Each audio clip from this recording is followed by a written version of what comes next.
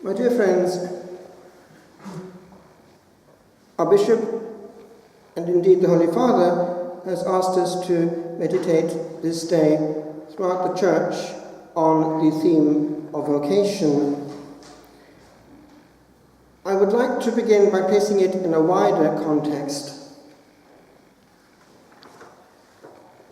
Can you just about see what's going on here?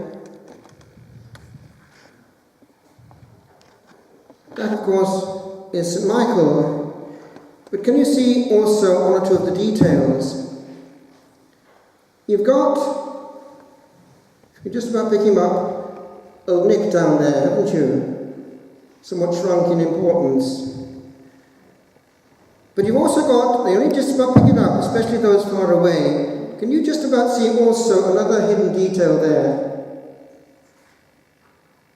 Well, a pair of scales in there, a balance. On both sides of Nick, actually. Can you just about see? Well, old Nick is having a good tug at one end, and he seems to have got somebody on the scale there. But then the other one is going up, heading home. As the Gospel puts it, after a little while, he is going into the joy of his master. Now, when I was guest master and therefore retreat master in practice in the Abbey, if I had somebody making a real retreat, I would try to get them to look at something of this nature, at least in their mind's eye. And the easiest way was this: put them before that balance physically, because near the monastery was the village graveyard, where normally we too would have ended our existence. And there, a few feet away, you could see eternity, and therefore the balance, because each of those graves was an eternity. And we don't know, but each one had a story, and it went that way, or that way, that way, or that way, forever and ever, and ever and ever.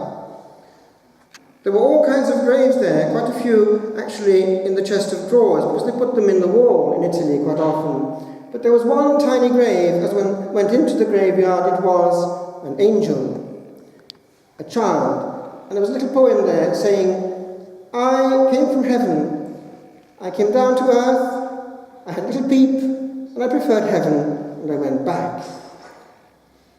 Actually, just this week, I had some lovely travelling people with me, simple faith, and something like that had happened.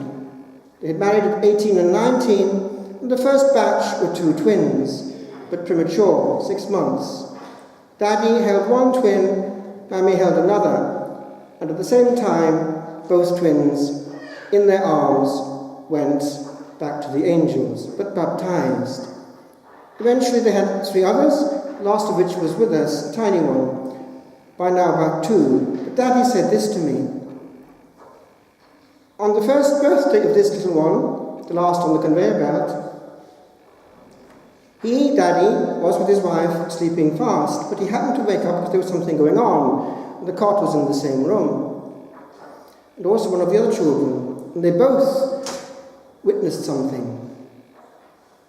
They could see that this little child in the cot had woken up, and he was looking up, and he was giggling and laughing, and he had great beams of joy on his face, and he was playing with the presence, with someone there. Shall I wake up my wife? No, leave her in peace. But then he reflected what perhaps was going on, because he and the child awake had felt the presence as well. He thought, and I think he may be right, the 2 little twins, little angels, on the first birthday, in some way had come back and wished him a happy first birthday. So that's how close we are to heaven. It's a very thin frontier, especially at the altar, which brings me to where I want to go. When, therefore, I had these little people with me in retreat, lots of young people, because it was like a tese in Italy, one after the other, we'd invite them to place their mind's eye before their tomb, because whether it's today or tomorrow, it'll come. It'll come. And there, if one makes a proper retreat, one says to oneself, okay, I'm here in my mind's eye. The game is played. The die is cast. I can't come back over the Rubicon. One chance. There's no dress rehearsal. Which way would I have wanted to spend this innings? And often it works. And I had more than one vocation in that context. And they're writing back to me when it's coming up to ordination. They persevere if they start well. Now, when one had a young man, one had the advantage actually in a monastery of that nature where things were done with style in the old way, to bathe them with a presence which was not just human. And something else then would step in. You'd leave them in a cloud of incense and let the Lord take over. And believe you me, liturgy is the greatest vocation director in the world. Why? It's his space, and he doesn't need a whole amount of human programming to get through. Give them me, and I'll do the rest. It is. Do you see how clever old Nick is in taking away, demolishing, contaminating, cluttering the sacred space of God with more of the human? Words, words, words. A joke here, a joke there, a clap here, a clap there. Isn't old Nick clever? And do we see the result? Extend that to our seminaries. You get good vocations, and they go to a seminary quite often, and if they've got the real thing, they are a nuisance, because they're outmoded, and they are looking for a certain style, a great administrator, a great communicator. Rosaries, well, that can wait. But it's not so simple. Compare what happens now in the formation of a young man. I will give you an example. One of those I was following through to ordination he's a very good man, he's the priest, very fervent now, but he would tell me things that were going on in the seminary. And his one constant complaint was this: the greatest pastime of the seminary is meetings. Meetings. In other words, make sure they've got no time for the eyeball to eyeball. Keep them talking. Keep them fidgeting. Now, do you see what that's going to do over a long period of time? They will not have a quiet weekend. They'll be plunged in straight away into some kind of pastoral ministry. They will not learn the bliss of quiet moments of listening to the one they're going to be in love with and serve with forevermore. But it doesn't stop there. Nowadays, seminarians have to be proficient on the computer. They have to be proficient in internet. So it's only one click away from hard porno and all that can bring into their virgin mind and body. Old Nick is very busy, and he's hitting hard, especially at the good candidates, and they will yield. Why? Precisely because that other thing has not had a chance to function. They have not had that intimacy with the best friend, the only thing that will keep them safe when, in the end, it comes to the crunch. Relationship, love, the adventure. It's not enough to be a great administrator. The church is full of administrators, and look at the fruit.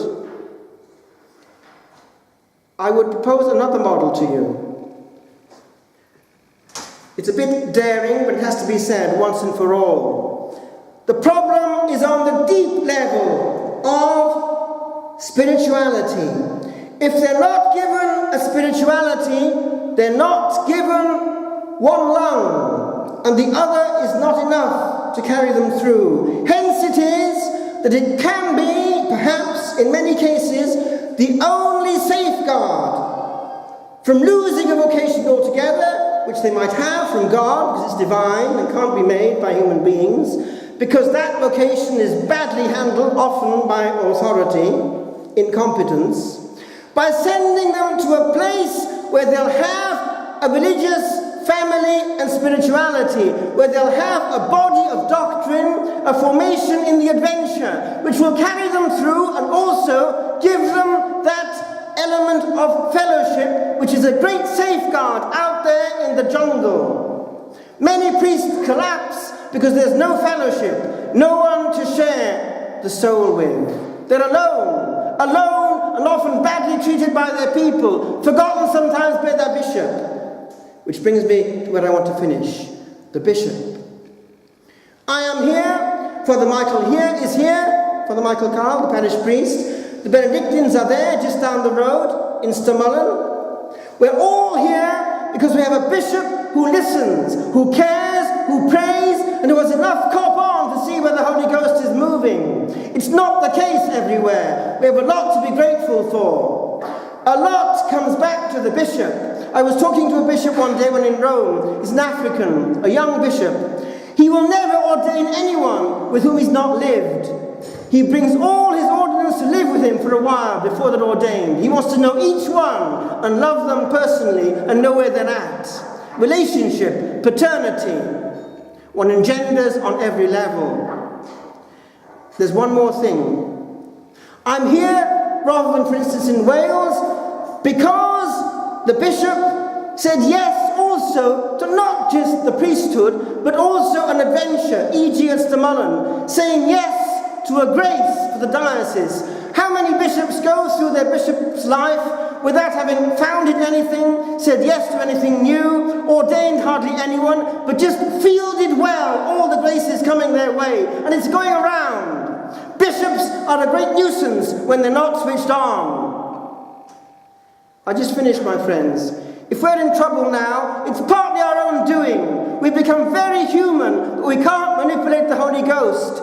Let him reign, and we will have divine intervention. If we reign ourselves, we'll reap our human fruit.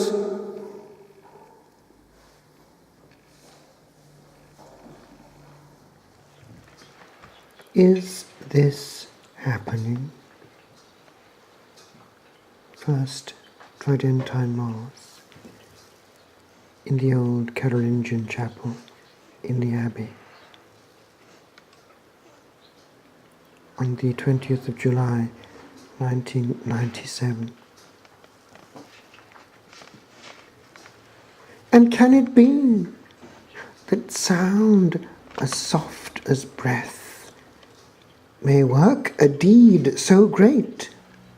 A miracle, can it upon a whisper stand, that saith what oft was said before? A particle that hears a magic pulse that travelled here upon this old stone, neath this same sun, as often as it rose, though it appear to heed not what is said. Is it undone?